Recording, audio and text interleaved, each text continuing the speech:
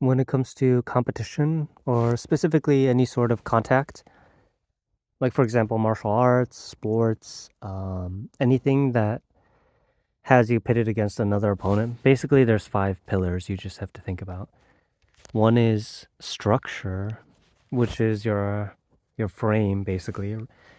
You need to be able to withstand the frame on frame contact, right? Bisecting lines. No, basically like a tackle, right? You need to have the frame to withstand a tackle.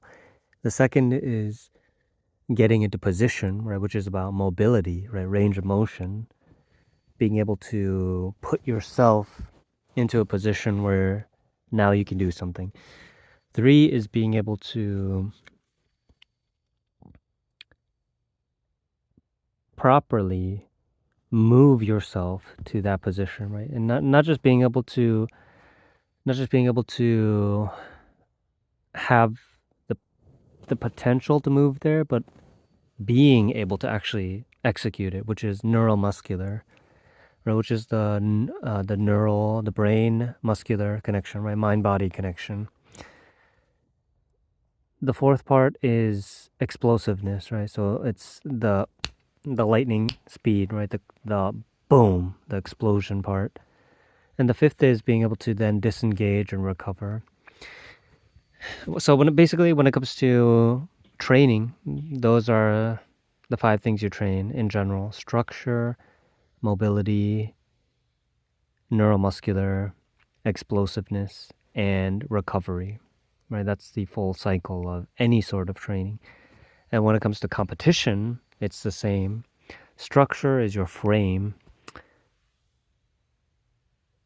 The positioning is your range of motion, right? And then you actually executing it is your neuromuscular. And then you delivering the blow is the explosiveness. And then being able to disengage and step back, right, is recovery. Right? This pretty much goes through the entire spectrum, right? From military doctrine to martial arts to the animal kingdom to, for example, uh, if you see like a lion attack, they always come in from the side, right? And that's because it's less risky to come in from the side than from the front, right? Same with like any sort of martial arts, right? You don't want to expose your flank to someone else. Right. Of course, the Mongols had the very famous feigned retreat, right? That's another example, right?